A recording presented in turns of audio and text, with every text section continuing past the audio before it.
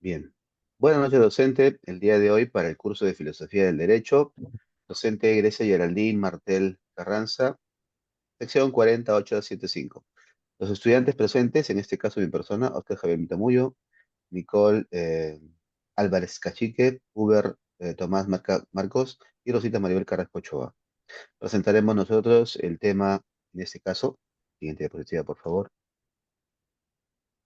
que lleva como título en este caso Análisis de la corrupción en la Policía Nacional del Perú, el caso Los Pulpos y sus implicancias éticas al respecto. Como subtítulo abordaremos también una mirada desde la filosofía de Sócrates y Platón. La agenda que vamos a presentar a continuación. Como primer punto abordaremos el contexto institucional acerca de la Policía Nacional del Perú. Como un segundo punto, abordaremos lo que es el caso de estudio, en este caso la red criminal Los Pulpos. Y en el caso número 3 también giraremos acerca de un análisis filosófico que ello comprende de alguna manera la percepción acerca de Sócrates y la obediencia a las leyes.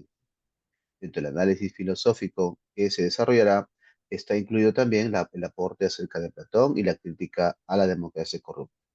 Asimismo, concluiremos con las conclusiones y propuestas claves al respecto.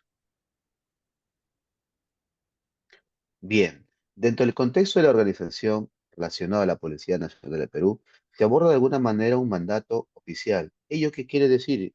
Que implica de alguna manera garantizar el orden, prevenir e investigar los delitos, asimismo proteger los derechos de todos los ciudadanos peruanos en este caso.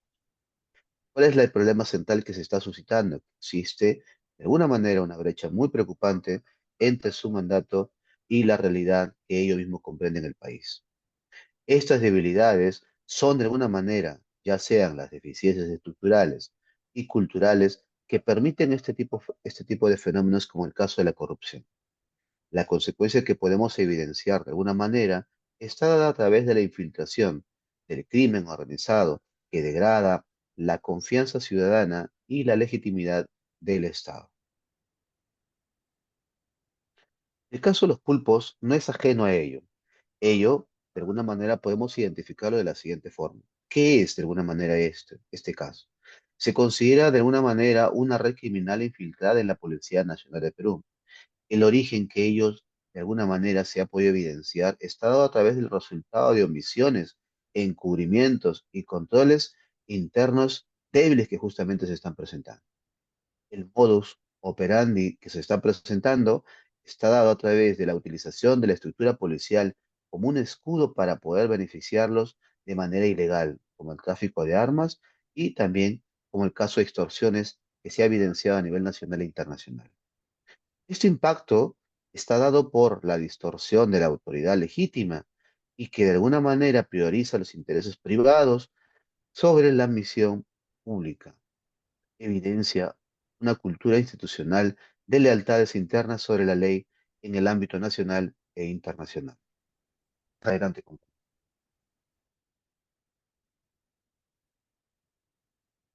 Bueno, el tercer punto sería el análisis filosófico de Sócrates y la ley es injusta.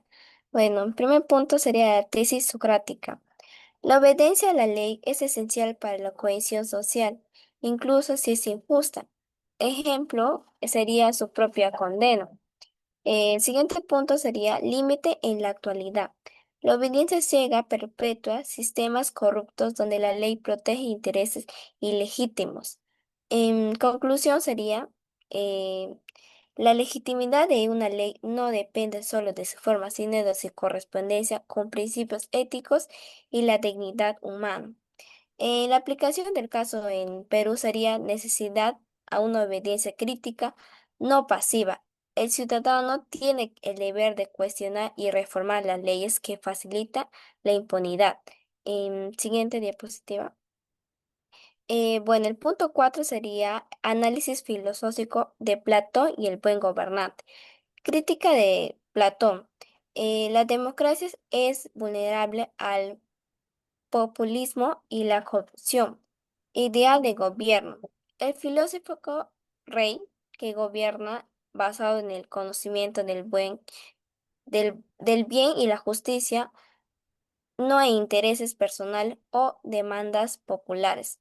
En la aplicación del caso de Perú, de 2023, la democracia peruana está capturada por redes del poder que usan el Estado para beneficios ilícitos y sustituyentes a la virtud por la lealtad a intereses corruptos. En conclusión, sería que se requiere un liderazgo ético e ilustrado que busque el buen común, no el interés privado. Siguiente diapositiva. Bueno, se- el séptimo punto sería sobre la justicia y la moral en la ética a Ni- Nicomaco de Aristóteles. Nicomaco propone una perspectiva que une la virtud como un hábito con la justicia entendida como la voluntad de actuar en favor de bienes colectivos. Em, en el entorno de Perú, la implementación de estos conceptos muestra que la falla ética en los funcionarios han transformado el poder en una herramienta para el beneficio propio. También la moral, desde la perspectiva de Aristóteles, actúa como el motor que alimenta la justicia y su ausencia genera que las instituciones sean vistas como medios de control en lugar de ser vistas como protectores de la justicia. Le doy pase a mi compañero. Ya. Bien, ¿qué tal? Eh, Me tocó sobre la justicia y moral en Aristóteles aplicadas al ámbito público. ¿Qué es lo que dice Aristóteles? Más que todo critica la corrupción de la virtud cuando se persiguen fines nobles con intereses ocultas. En la ética de Nicomaco de Aristóteles explica que la justicia y la moral están profundamente unidas. ¿Ya? La siguiente perspectiva, por favor, en Hobbes y Rose, mañana en el 12. Ya, Hobbes, Lowe y Rose. Para Hobbes, el Estado es el Leviatán, es un poder fuerte y absoluto que evita que el caos y la guerra de todos contra todos, pero este poder que debería protegernos pierde legitimidad cuando se corrompe y se sirve intereses particulares. Locke, en cambio, defendía un Estado ilimitado, creado para proteger los derechos naturales, la vida, la libertad y la propiedad. Si el gobierno los vulnera, el pueblo tiene derecho hasta el deber de rebelarse. Desde esta mirada, la corrupción no es solo un error, sino una violación directa al contrato político. Por su parte, Rawls hablaba de la voluntad general. El Estado debe representar a todos, no solo a unos pocos. Cuando los gobernantes imponen su voluntad particular, el pacto se rompe y el Estado se convierte en botín de quienes capturan el poder. El siguiente diapositiva, por favor.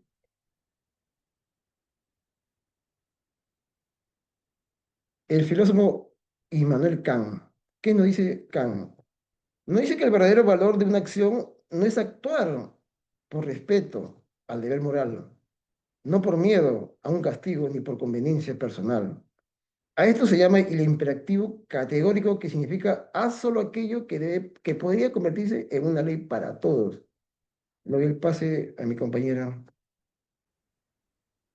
En nuestras conclusiones podemos afirmar que la corrupción en la PNP no es un hecho sistado, sino un problema estructural que ha debilitado la autoridad y la confianza ciudadana. Desde Sócrates hasta Kant, todos coinciden en algo. La legitimidad del Estado y sus instituciones solo se sostiene cuando hay coherencia entre normas, ética y acciones. Si no existe esa ética, la ley por sí sola se mueve, se vuelve letra muerta.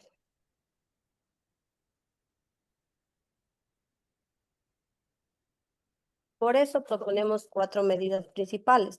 Primero, una depuración seria dentro de la institución con sanciones ejemplares. Segundo, un control externo independiente que no y dependa de la misma policía.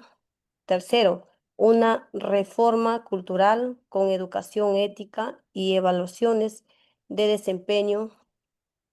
Y cuarto, una policía nacional anticorrupción donde la ciudadanía también participe en la vigilancia. En resumen, sin integrar cualquier esfuerzo en seguridad es frágil. La regeneración ética es urgente para devolverle legitimidad a la Policía Nacional. Muchas gracias.